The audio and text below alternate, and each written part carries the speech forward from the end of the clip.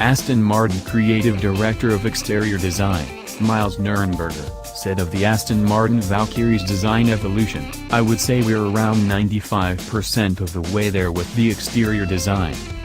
Much of what you see is actually the structure of the car, so this had to be signed off relatively early in the project.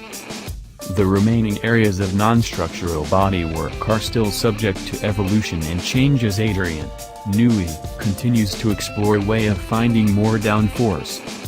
The new outlets in the body are a case in point.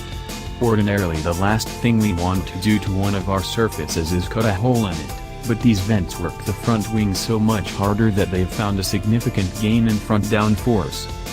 The fact that they are so effective gives them their own functional beauty, but we finessed them without impacting on their functionality.